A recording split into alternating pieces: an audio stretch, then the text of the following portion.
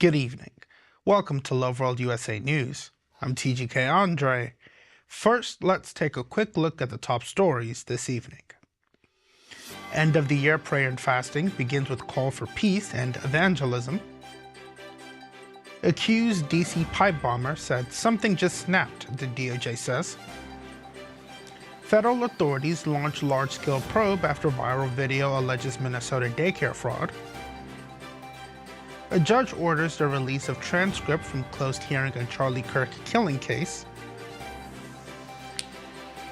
And the U.S. offers Ukraine a 15-year security guarantee as part of the peace plan, Zelensky says. And now to the news.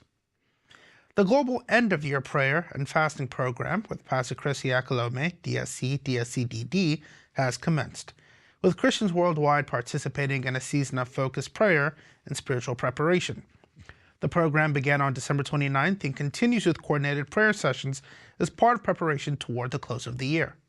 During the ongoing session, Pastor Chris Yakalome urged Christians to pray deliberately for peace in their cities, emphasizing that the peace of individuals is directly connected to the peace of their communities.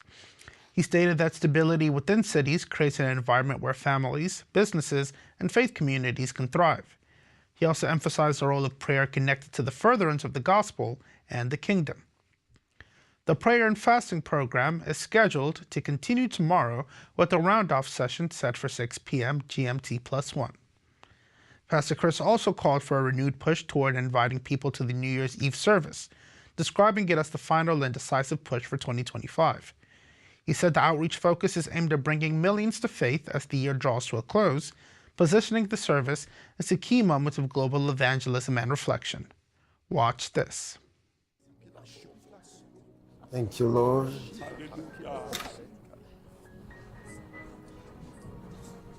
How gracious.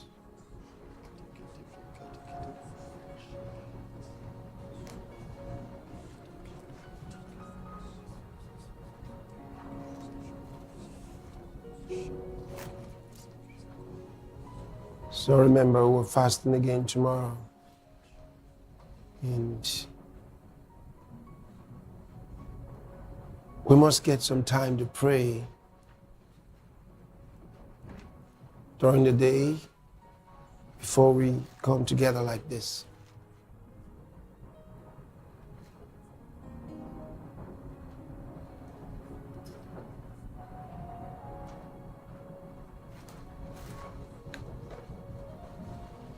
And if you haven't started inviting others to participate in the December 31st night service,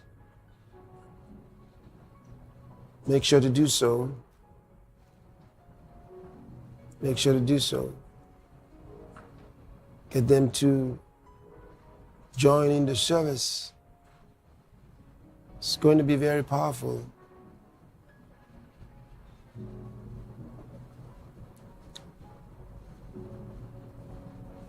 So global service and the gathering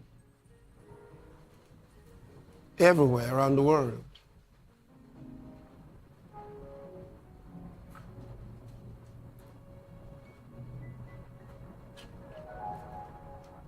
So, and remember, it's also an evangelical strategy. I told you that we have December 31st as one final opportunity for 2025 to make one huge sweep. And we're going to move many into the kingdom of God. 31st night. So it's going to be huge.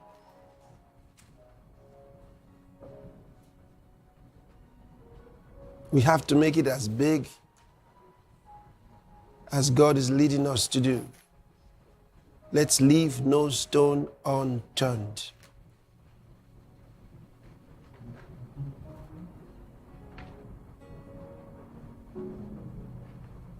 So I'm excitedly looking forward to it. And I have a very special message for you. for the year 2026.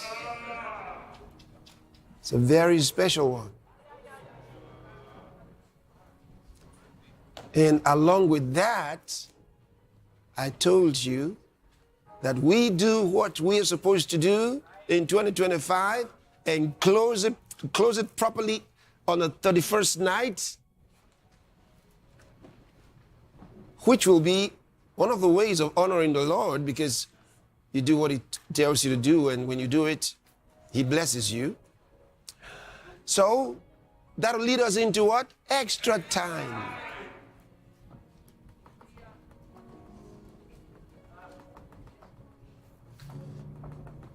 So I'm going to talk to you about the extra time, because I said I'll share with you what the Lord said to me concerning the extra time. And something about the message of the year for 2026 is something very mysterious. Yes. Hallelujah.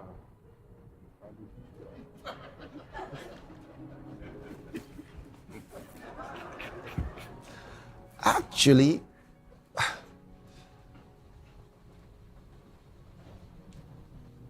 I literally trembled. Yes.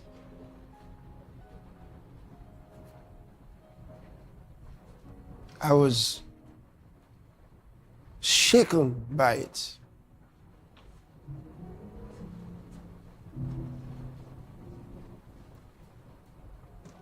I was surprised and shaken by it.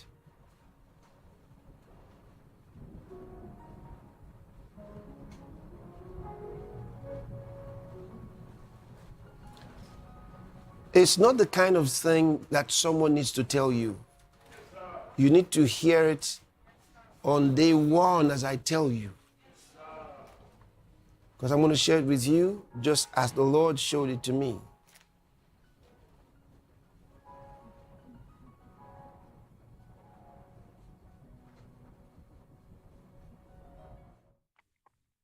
Federal prosecutors say the man accused of planting pipe bombs outside the Democratic and Republican National Committee headquarters in January 2021 told investigators he believed the 2020 election had been tampered with and felt compelled to speak out.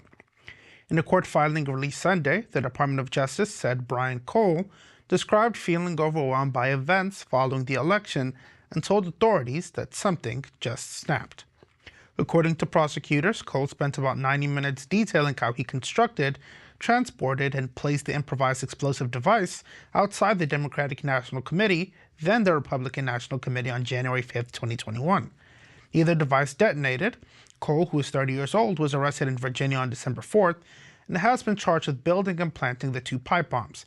He has not yet entered a plea and is scheduled to appear in court Tuesday for a detention hearing. Court documents say Cole told investigators he was not targeting the joint session of Congress on January 6, 2021, when the U.S. Capitol was breached during the certification of the presidential election results. Prosecutors said Cole claimed he disliked both political parties and did not consider himself political, but began closely following election-related discussions online after believing something was wrong with the outcome. Investigators said Cole admitted purchasing bomb-making materials between 2018 and 2020 and cited historical interest in Northern Ireland's troubles as influencing his use of pipe bombs. Prosecutors said Cole acknowledged hoping the devices would draw attention, but expressed relief they did not explode. His attorneys have requested early access to all evidence in the case, including any alleged confession, as proceedings continue. Let's take a look. Accused of leaving pipe bombs near the RNC and DNC headquarters on January 5th. Prosecutors outlined evidence they say ties him to the devices, including statements he made after his arrest earlier this month. Court documents say that Cole first told investigators that he came to D.C. to protest the 2020 presidential election, but later admitted to planting the bomb, saying, quote, something just snapped, and blaming the political parties because, quote, they were in charge. Cole is due back in court on Tuesday. Federal law enforcement agencies launched what officials described as a massive investigation in Minnesota on Monday, days after a viral video alleged widespread fraud involving state-funded daycare centers. Homeland Security investigations and U.S. Immigration and Customs Enforcement were deployed across Minneapolis following the release of a YouTube investigation by independent journalist Nick Shirley, according to Homeland Security Secretary Christine Noem. The investigation intensified after Shirley posted a 42-minute video documenting visits to multiple child care facilities that appeared largely inactive despite receiving millions of dollars in public funding. One location featured a misspelled sign reading Quality Learning Center and was reportedly registered to serve nearly 100 children while receiving approximately $4 million in state funds. The video showed little evidence of normal daycare operations at several sites. Federal agencies shared footage showing investigators questioning individuals and conducting door-to-door inquiries at multiple locations. The Department of Homeland Security said taxpayers deserve accountability and enforcement when abuse of public funds is uncovered. The FBI also confirmed it has surged additional personnel and resources to Minnesota as part of broader efforts to dismantle large-scale fraud schemes tied to federal and state programs. The allegations have renewed scrutiny on Minnesota leadership, particularly Governor Tim Walz, whose administration has already faced criticism over earlier fraud cases involving Social Security programs. The latest investigation comes as Minnesota continues to recover from previous scandals involving hundreds of millions of dollars in alleged fraud, with federal authorities signaling that further enforcement actions may follow as the probe continues. Watch this. Conservative social media influencer Nick Shirley joining forces with a man named David, who's been investigating federally funded businesses in the Twin Cities, particularly daycare centers, dozens of which they say they visited and found not to be operating, despite receiving millions of dollars in taxpayer money. So this is Quality Learning Center. I meant to say Quality Learning Center. Don't open They up! said they spelt learning wrong. Don't open up! How do you have ice here, ma'am? I'm literally a YouTuber. The video, which has now been viewed more than 75 million times, prompting a response from FBI Director Kash Patel, who said already the FBI had surged personnel and investigative resources to Minnesota to dismantle large-scale fraud schemes exploiting federal programs. A Utah judge has ordered the release of a transcript and audio recording from a closed-door court hearing involving Tyler Robinson, the man charged with killing conservative activist Charlie Kirk. 4th District Court Judge Tony Graff said Monday that the transcript must be posted to the court docket by the end of the day, citing the importance of a public transparency in judicial proceedings. The closed hearing, held in October, addressed whether Robinson should be restrained during court appearances. Defense attorneys had requested that Robinson be allowed to appear without shackles and in civilian clothing to avoid potential bias among jurors. Judge Graff later ruled that Robinson could wear civilian clothes but must remain restrained, consistent with Utah court rules requiring restraints for defendants in custody unless otherwise ordered. Robinson is charged with aggravated murder in the September 10th shooting of Kirk at Utah Valley University in Orem, Utah. Prosecutors have said they intend to seek the death penalty. Judge Graff previously stated that restraints were necessary to ensure the safety of court staff and to allow quick control should court proceedings be disrupted. In ordering the release of the transcript and audio recording, Judge Graff directed that limited redactions be made to include sensitive security information. He also ruled that media outlets may not publish or broadcast images showing Robinson's restraints. A preliminary hearing in the case is scheduled for the week of May 18th, where prosecutors are expected to outline their evidence against Robinson. Let's take a look. Judge Graff ruled that a transcript of a hearing in October would be released, which several news media outlets, including KUTV2 News, requested access to. However, portions of this hearing would remain redacted, as it dealt with discussing security measures for Robinson's court appearances. The judge also rejected a motion by news media outlets to be granted intervener status in the case, which would give media notification of any intent to close hearings and seal records. Instead, Judge Graff ordered prosecutors and defense attorneys to serve some notice if there's going to be a closed hearing. As for whether cameras would be allowed in the courtroom, Judge Graff says news media outlets will need to watch the public docket and then file motions within 7 days to make arguments against any such request. The news will be back after this break. Don't go anywhere. In a world that's always moving, staying connected to the right resources makes all the difference. Welcome to the Loveworld App Store, the digital home of everything that powers your journey in the Loveworld nation. Here, discovery is simple and meaningful. With our categories section, you can explore a wide range of apps designed to enrich your spirit. I'm praying especially for you. You that have been sick. You need a miracle. On the Loveworld App Store, you can access all your favorite apps, such as Healing School app, King's Chat, PCDL, Rhapsody app, Love Tunes, ESPYs, Loveworld Worship, Herald app, Alpha TV, King's View, C-Flix, Hello Loveworld, PCDL for Kids, King's Conference, and so much more. Each application is created to serve a unique purpose and bring you closer to a life of impact. Explore My App feature, where your most valued tools are gathered in one convenient place. It's your personalized hub, ready whenever you are. The Loveworld App Store is more than a collection of apps. It's a vibrant ecosystem built to inspire faith, foster connection, and equip you for impact. Visit www.lwappstore.com to download the app on your device.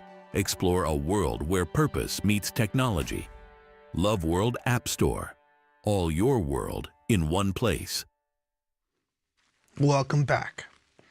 The United States has offered Ukraine a 15-year security guarantee as part of a proposed peace plan aimed at ending the war with Russia, Ukrainian President Volodymyr Zelensky said Monday.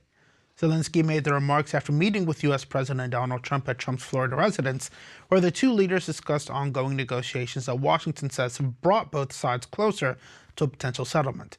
Zelensky said the proposed guarantee would include mechanisms for monitoring a peace agreement and the continued presence of international partners, though he added that Ukraine would prefer a longer-term U.S. commitment of up to 50 years to deter future Russian aggression.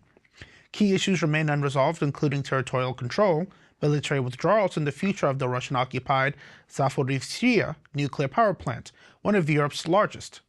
Trump acknowledged that negotiations remain complex and could still collapse without agreement on these points. Trump also had a phone call Monday with Russian President Vladimir Putin, which the White House described as constructive but difficult. Russian officials claimed Ukraine attempted a drone attack near Putin's residence, a claim Zelensky denied, calling it an effort to undermine the peace process. Moscow has insisted that any ceasefire must come only after a comprehensive settlement, while Kyiv has emphasized that credible security guarantees are essential for lasting peace. As talks continue, Russia says its forces are advancing in eastern and southern Ukraine, while European leaders have signaled plans to cooperate their roles in any future security work. Zelensky said any final peace plan would need approval from Ukraine's parliament and the public, though such a process would require a sustained ceasefire. For now, negotiations remain ongoing, with no agreement formally adopted or signed. Let's take a look. After a nearly 3-hour meeting between President Trump and Ukrainian President Volodymyr Zelensky, the two spoke of progress made, but still no peace plan was finalized. We had a terrific meeting. We discussed a lot of things. As you know, I had an excellent phone call with President Putin that lasted for over 2 hours. We discussed a lot of points, and I do think we're getting a lot closer. One of the key issues, security guarantees to help deter further attacks, which Zelensky stressed is critical for lasting peace. He called Sunday's meeting productive. We have great achievements, 20-point peace plan, 90% agreed, and U.S.-Ukraine security guarantees, 100% agreed. U.S.-Europe-Ukraine security guarantees, almost agreed. Military dimension, 100% agreed. As for the ongoing battle over land, that still remains unresolved. Have you agreed on the so-called free trade zone on Donbass? How to separate the sites? How to make the separation line? Who will be responsible? The word agreed is too strong. I would say not agreed, but we're getting closer to an agreement on that. While the president says Russia wants a deal to happen, he made it clear that Russia did not agree to a temporary ceasefire ahead of any peace deal. More bilateral talks and larger meetings are expected in January. Tesla CEO Elon Musk has warned that new Chinese export restrictions on silver could pose serious challenges for global industries that rely on the metal. Musk reacted to reports that China will begin requiring government licenses for silver exports starting January 1st, saying the move is concerning given silver's essential role in many industrial processes. Silver prices have surged to record highs in 2025 amid tightening supply and rising demand after the metal was designated a critical mineral by the U.S. government. The metal is widely used in electronics, medical applications, renewable energy systems, and advanced manufacturing, making it a key input for both traditional and emerging industries. Market analysts say export controls by a major supplier could further strain already limited supply chains. Spot silver prices briefly reached an all-time high above $80 an ounce before pulling back on year-end profit-taking.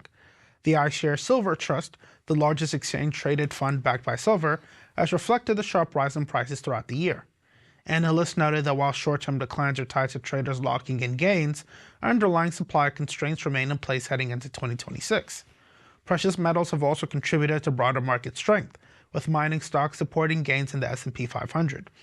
Market participants say sustained high prices for silver and gold could continue to influence equity performance, particularly if supply pressures persist and industrial demand remains strong into the new year. Watch this. Elon Musk has expressed concern over China's upcoming restrictions on silver exports, set to begin on January the 1st of 2026, which will require government licenses for companies to trade the metal. He warned that this move could disrupt industries reliant on silver, including electronics, medicine, and renewable energy, due to its critical electrical, thermal, and chemical properties.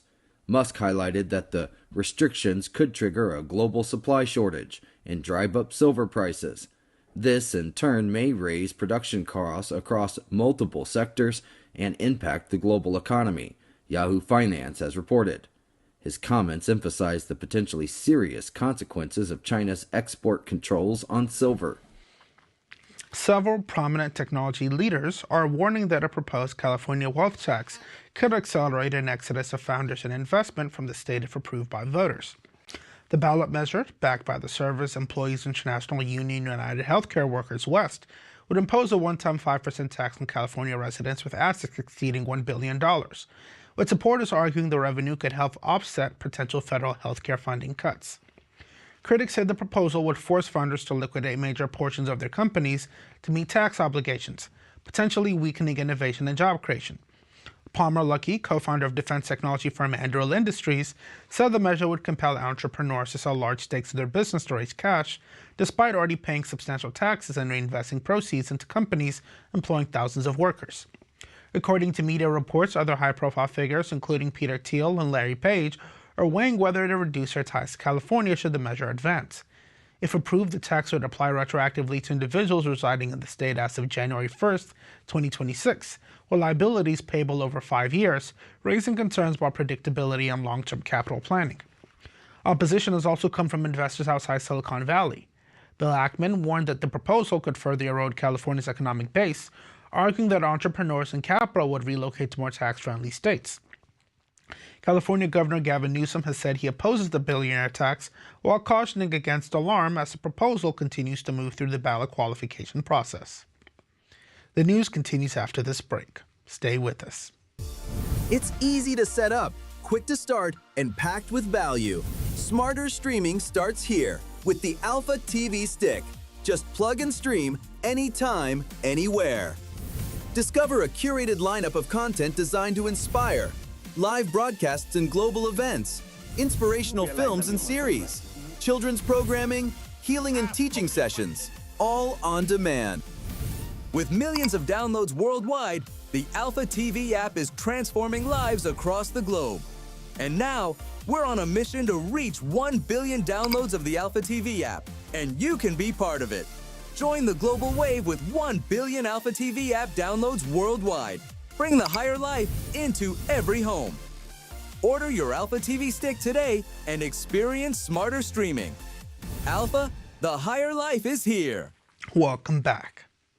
China on Monday launched its largest military exercises on record around Taiwan, surrounding the island with warships, fighter jets, and live-fire drills in a sharp escalation of regional tensions. The drills, dubbed Justice Mission 2025, involve coordinated operations by ground forces, naval vessels, aircraft, drones, and artillery across 7 maritime zones encircling Taiwan, according to China's Eastern Theater Command. Chinese officials said the exercises include simulated strikes on land and sea targets and rehearsals for sealing off Taiwan's key ports, including Keelung and Kaohsiung. Live fire drills are scheduled to continue through Tuesday, with designated danger zones closer to Taiwan than in previous exercises, disrupting civilian air and sea traffic. Taiwan's defense ministry said it detected dozens of Chinese aircraft, naval ships, and Coast Guard vessels operating around the island, some engaging in close maneuvers near Taiwan's contiguous zone. Beijing described the drills as a response to what it called separatist activity and foreign interference. Chinese military and foreign ministry officials warned that continued external support for Taiwan undermines regional stability and threatens China's sovereignty. The exercises followed the recent approval by the United States of an $11.1 billion arms package for Taiwan, the largest such sale to date, which includes long-range missile systems, artillery, unmanned aerial platforms, and related military support. Taiwan placed its armed forces on heightened alert and said it was prepared to respond if the drills escalated further. Officials in Taipei warned that large-scale live-fire exercises in the Taiwan Strait pose risks not only to Taiwan, but also to international shipping and regional security. China maintains that Taiwan is part of its territory and has now ruled out the use of force, while Taiwan continues to reject Beijing's claims, asserting that its future can only be decided by its people. Let's take a look. Justice Mission 2025. That's the code name Beijing has given to its air, sea and land drills around the island of Taiwan. They're slated to go through Tuesday in a record 7 zones. Releasing footage of its military war games, China says its drills are meant to be a stern warning against both what it calls separatist and external interference. External forces' attempt to use Taiwan to contain China and arm the region will only embolden the arrogance of the separatist forces in Taiwan and push the Taiwan Strait into a perilous situation. Beijing has been riled in recent weeks. Mid-December, the Trump administration announced the largest ever arms package for Taiwan, worth $11 billion. And before that, the Japanese prime minister said last month that Tokyo would intervene if China ever attacked the self-governing Taiwan. Thailand's military has accused Cambodia of breaching a newly agreed ceasefire only hours after it took effect, raising concerns about the durability of the deal meant to halt weeks of deadly border clashes. The Royal Thai Army said more than 250 unmanned aerial vehicles were detected flying from the Cambodian side late Sunday, calling the activity a provocation inconsistent with the ceasefire terms. The ceasefire between Thailand and Cambodia came into force at noon local time on Saturday and was designed to freeze front lines, prohibit reinforcements, and allow displaced civilians to return home. The agreement followed days of diplomatic engagement encouraged by international partners after fighting displaced close to 1 million people placed along the disputed border. Thai military officials warned that continued violations would force a reassessment of commitments under the deal, including the possible release of 18 Cambodian soldiers currently held in Thailand. Cambodian Foreign Minister Prak Sokhonn downplayed the incident, describing it as a minor issue involving drone activity observed by both sides near the border. The accusations came shortly after China's Foreign Minister Wang Yi praised the ceasefire as hard-won, while U.S. President Donald Trump welcomed its swift conclusion. The long-running Thailand-Cambodia border dispute, which has flared repeatedly over the past century, remains fragile, with both sides blaming each other for past breakdowns and warning that renewed violations could reignite broader hostilities. Watch this. Thailand launched airstrikes on what it says were Cambodian military targets following clashes the day before that killed 1 Thai soldier and injured 8. Both countries traded blame as to who was responsible for the renewed violence, the most serious to erupt since July, when a 5-day conflict killed at least 48 people and displaced more than 300,000. The US president helped negotiate a ceasefire between the two neighbours at the end of July after the worst clashes in decades, but that now appears to be in ruins. The Royal Thai Air Force said Cambodia posed a direct threat to Thailand's national security, while Cambodia's influential longtime leader Hun Sen, the father of the current Prime Minister, said that Thailand's military were, quote, aggressors trying to provoke a retaliatory response, urging Cambodian troops to be patient. He said the red line for responding has already been set. Just before we end the news, let's take a quick look at tomorrow's weather forecast.